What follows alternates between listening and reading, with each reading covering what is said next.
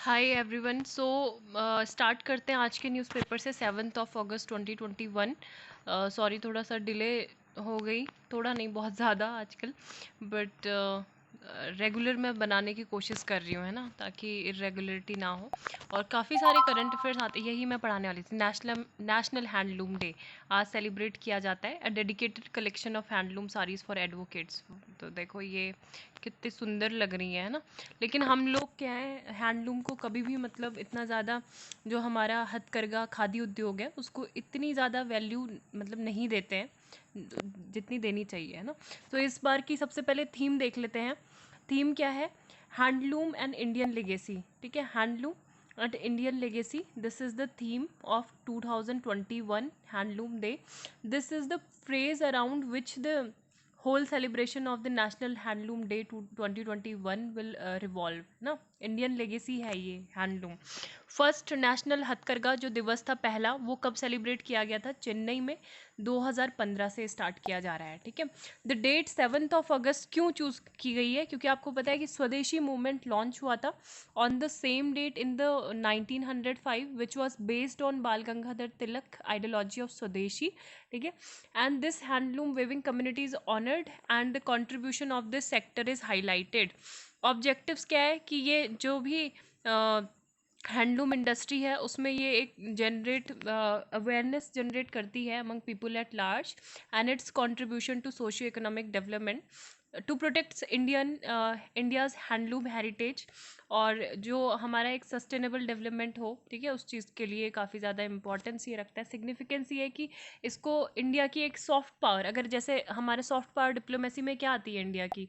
Culture, हमारे dance, हमारा जो योग है, ठीक है, योग जो है इंडिया ने दिया है भारत को, नेपाल ने नहीं। ठीक है, तो handloom sector is a symbol of India's glorious culture heritage.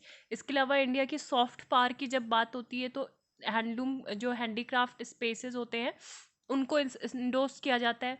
Sari diplomacy and khadi diplomacy, ये कुछ हमारे एग्जाम्पल है। हमारी जो साड़ियाँ हैं ना, साड़ियाँ इंडिया की पूरे वर्ल्ड वाइड इतनी ज़्यादा फेमस है कि लोग मतलब ऑर्डर कराते हैं यहाँ से Indian sari specially. The textile and handloom sector in India is the second largest source of employment to people after agriculture. और कुछ स्टेप्स जो है लिए गए हैं, वो क्या लिए गए हैं? All the secretary of the state textile bodies, जो सेंट्रल सिल्क बोर्ड है, national jute board, e commerce entities, retail companies and designer bodies have been requested to amplify the campaign. और प्राइम मिनिस्टर ने urge किया है लोगों से कि वो यूज़ करें इंडियन हैंडलूम्स को, हैंडीक्राफ्ट्स को, एंड और ज़्यादा अवेयरनेस को स्प्रेड करें। ठीक है, इसके लिए जो आत्मनिर्भर भारत अभियान है, हैंडलूम एक्सपोर्ट प्रमोशन काउंसिल है, ये वर्चुअल फेयर भी ऑर्गेनाइज करती है कोविड के टाइम से, connecting more than 150 participant from different regions of the country. वो अपने प्रोडक्ट शोकेस करते हैं, यूनिक डिज़ाइन स्किल्स ये सब शोकेस करते हैं। इसके अलावा जोग्राफिकल इंडिकेशंस भी दिए जाते हैं। ठीक है, जीआई टैग भी मिलते हैं प्रोडक्ट्स को, जो स्पेशल अटेंशन जिनकी रहती है। जैसे ये कुछ सारी चीज़ें हैं जो बहुत ज़्यादा इंपॉर्टेंट है। अगर हम हैंडलूम एक्सपोर्ट प्रमोशन काउंसिल की बात करें तो ये नोडल एजेंसी होती है जो कॉन्स्टिट्यूट की गई थी under the ministry of textile, government of India. It was incorporated as a not for profit company under section 25 of the companies act 1956। बहुत इंपॉर्टेंट है। ठीक है, क्वेश्चन पूछा जा सकता है कि कब इनकॉर्पोरेट की गई थी ये? सेक्शन 25 कंपनीज एक्ट का। ठीक है, कंपनीज अधिनियम 1956 के तहत सेक्शन 25 मिनिस्ट्री ऑफ टेक्सटाइल के अंतर्गत ये एक नोडल एजेंसी है जो प्रमोट करती है export of all handloom products like fabric, home furnishing, carpets, floor coverings. ठीक है, तो बाकी कुछ बहुत सारे चैलेंजेस हैं, वो आप एक बार खुद से भी देख सकते हो चैलेंजेस। अभी हमारे पास क्योंकि बहुत सारी न्यूज़ हैं आज की पढ़ने को, बाकी की न्यूज़ हम डिस्कस नहीं कर पाएंगे, वो देख लेते हैं। ठीक है, देखते हैं। बजरंग पुनिया जो है वो जीत गए हैं ब्रॉन्ज, ये मैं ऑलरेडी शॉर्ट वीडियो में डिस्कस कर चुकी हूँ।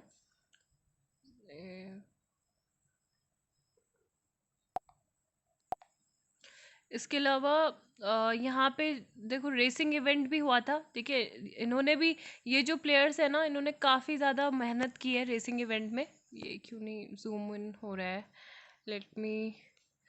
ठीक है, Tokyo Olympics fastest in Asia but not quick enough for Olympics. लेकिन एशिया में जो है हमारे जो प्लेयर्स थे, Amos Jacob ran the anchor leg of 4x400 metre relay for the Indian teams. तो इनका भी मैं सुबह आज मैंने पूरे ओलंपिक्स के जो ग्लिम्स थी, वीडियोस थे, वही सब मैं देख रही थी। तो बहुत मतलब अच्छा लग रहा था मतलब देख के। You can also watch. और ये मैं इनके नेम बताने वाली थी जो मोहम्मद मोहम्मद अनस 45.6 सेकेंड, नोहा निर्मल टॉम, ठीक है, Arokia Rajiv, Amos Jacob wasn't enough to seal a spot in the final as they finished 9th overall and 4th in their heats। तो ये heats थे 23, मतलब इन्होंने काफ़ी ज़्यादा मेहनत की, ठीक है। इंडिया बहुत आगे रहा एशियंस में, तो ये एक था। Insurgent group steps up campaign, Taliban take provincial capital, kill Afghanistan government, top media official. तो तो अफ़गानिस्तान में जब से यूएसए के ट्रूप्स ने विड्रॉ किया है, तब से तालिबान कंटिन्यूसली जो वहाँ के प्रोविंसेस और कैपिटल्स हैं, अफ़गान प्रोविंशियल कैपिटल ज़रांज, ठीक है, तो उसको कैप्चर कर लिया है।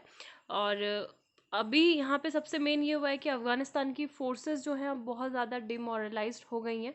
और जो इलेक्टेड गवर्नमेंट है, डेमोक्रेटिकली इलेक्टेड गवर्नमेंट, अशरफ घानी की जो सरकार है, उनको बहुत ज़्यादा वीकन ये करना चाहते हैं। The capture of Zerans is a big win for the Taliban as they move away from targeting rural district to focus on provincial capital। ठीक है, तो पहले तो ये था कि रूरल डिस्ट्रिक्ट को ही कैप्चर कर रहे थे, अब प्रोविंशियल कैपिटल्स को भी इन्होंने टारगेट कर दिया है। और इंसर्जेंट ने डजन ऑफ डिस्ट्रिक्ट और बॉर्डर क्रॉसिंग रिसेंट मंथ अभी वो सारे कैप्चर किए, हेरात और कंधार साउथ में फॉरेन ट्रूप से जब से विड्रॉ किया है। Kabul Taliban attackers killed the दवा खान मीनापाल। तो हेड है ये गवर्नमेंट ऑफ मीडिया और इंफॉर्मेशन सेंटर के, अभी इनको एसेसिनेशन इनका हुआ है। और पाकिस्तान के साथ जो बॉर्डर है उसको भी शट डाउन कर दिया है, कॉल फॉर वीज़ा फ्री, कि अफगानिस्तान के लिए पहले जो अफगान्स होंगे उनके लिए वीज़ा फ्री ट्रैवल यहाँ पे अलाउ करो, उसके बाद ही हम क्या करेंगे, बॉर्डर को ओपन करेंगे। इसके अलावा जो तालिबान था, तो उन्होंने चमन स्पिन बोल्डक जो पाकिस्तानी बॉर्डर है वो भी वहाँ पे भी कंट्रोल कर लिया था। और visa requirements for Afghanistan which previously were not as strictly observe, तो ये है। इसके अलावा China begins naval exercise in South China Sea amid US drills. तो ये है चाइना ने फ्राइडे को किक्ड ऑफ की 5 day long naval drills in the disputed South China Sea, setting up a vast navigation restriction zone amid the all domain military exercises being conducted by the US in the Indo-Pacific region along with Britain, Australia and Japan। तो ये पहली बार मतलब 4 decades में ये ऐसी इस तरह की एक्सरसाइज थी। और इसके अलावा जो डिस्प्यूटेड रीजन है वो कौन सा है, जो हैनान आइलैंड है, to a majority of water around the Paracel island which China claims as Xisha island. ठीक है, तो चाइना इसको क्लेम करता है। इसके अलावा पारेसल आइलैंड जो साउथ चाइना सी है वो और कौन क्लेम करता है, वियतनाम। तो ये South China Sea disputed area ही है। Then Lebanon Hezbollah Israel trade fire amid Iran tension. UK rejects Sharif application to extend visa. और ये है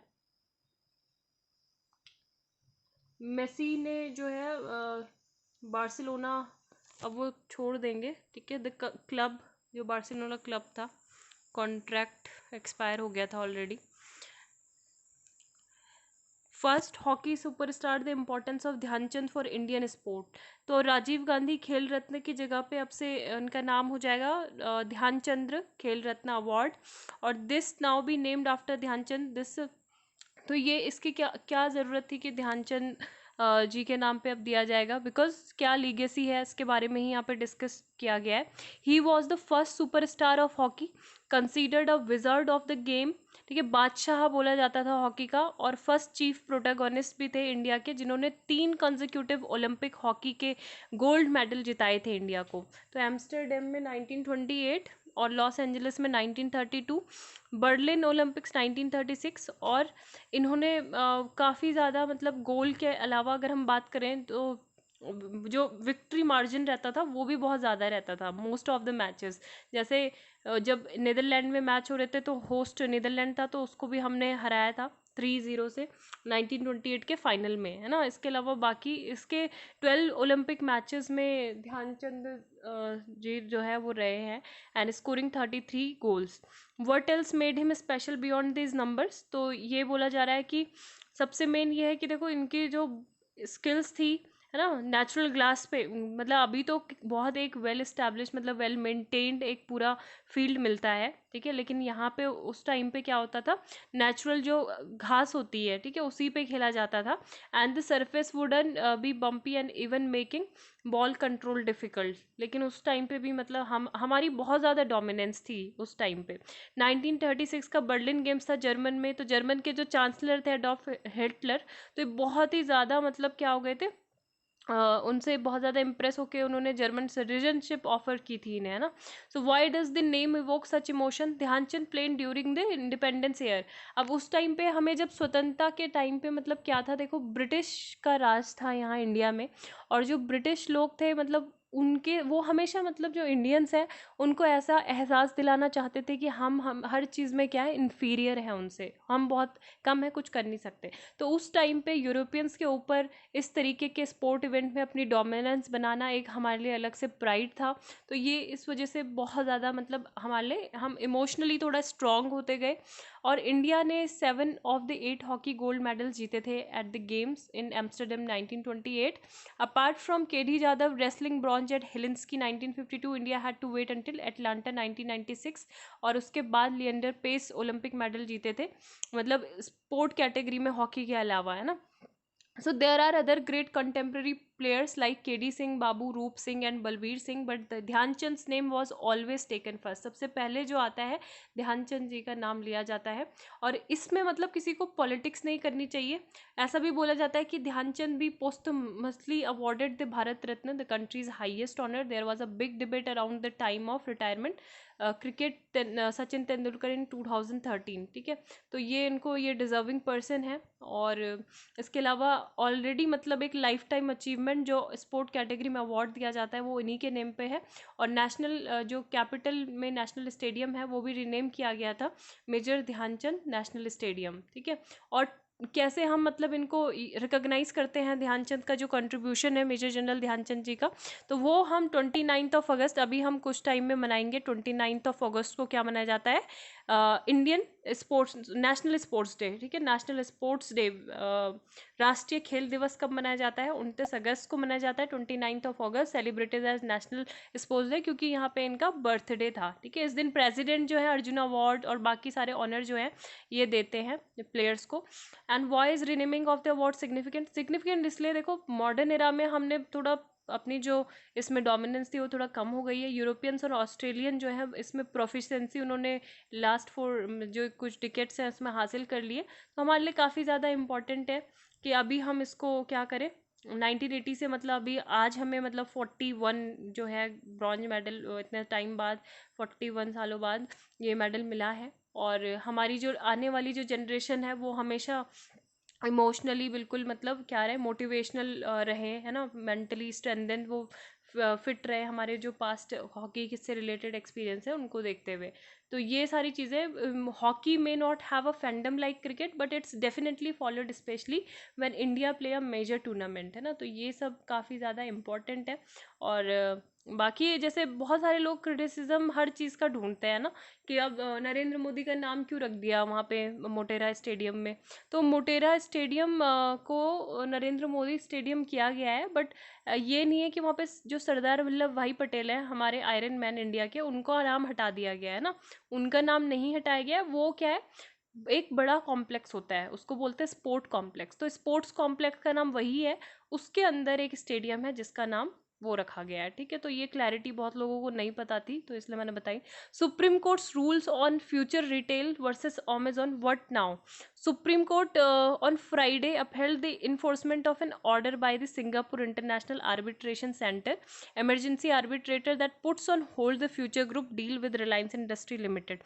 तो यहाँ पे ये है कि क्या हुआ था लास्ट ईयर, जो फ्यूचर रिटेल है, फ्यूचर रिटेल के मैं बारे में आपको बताऊं, 8 साल पहले ये कंपनी इस्टेब्लिश हुई थी बाय किशोर बियानी। ठीक है, किशोर बियानी एक तरीके से इनको भी विजर्ड बोला जाता है, रिटेल सेगमेंट का पितामह जिसे कहते हैं।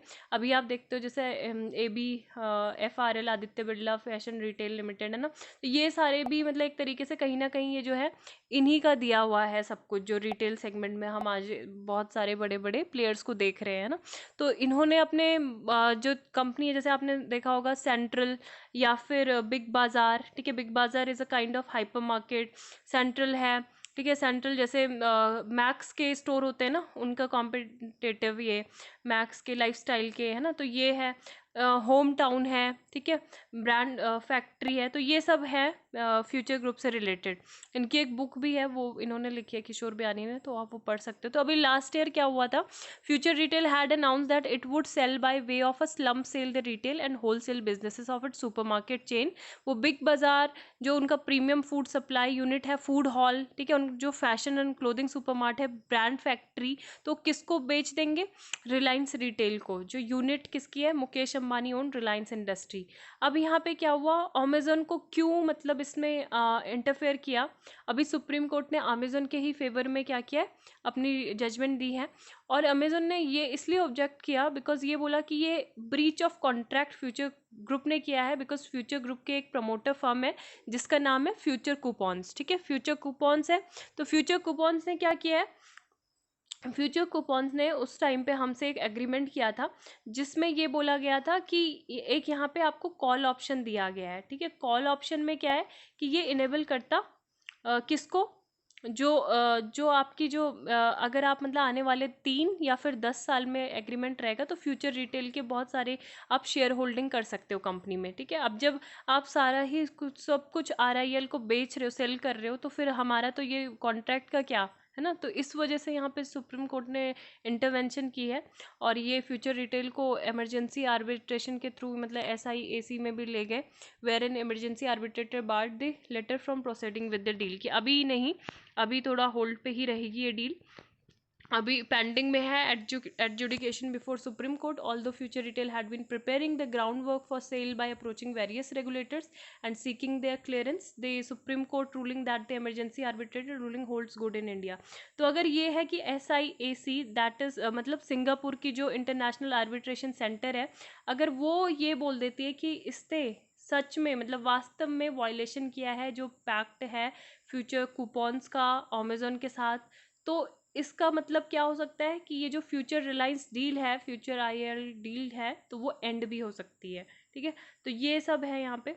और आई होप कि आपको सिंपल शब्दों में समझ आ गया होगा क्या था, because I am working in the मतलब मेजरली अब सारी ही जगह में IT की हायरिंग से रिलेटेड भी है, E-कॉमर्स, रिटेल, ठीक है, FMCG सबकी है, तो रिटेल का बहुत ज़्यादा प्रोमिनेंस है। तो आई एम मतलब very much aware about the retail structure. और status check on world climate काफ़ी ज़्यादा इंपॉर्टेंट है। सबसे पहले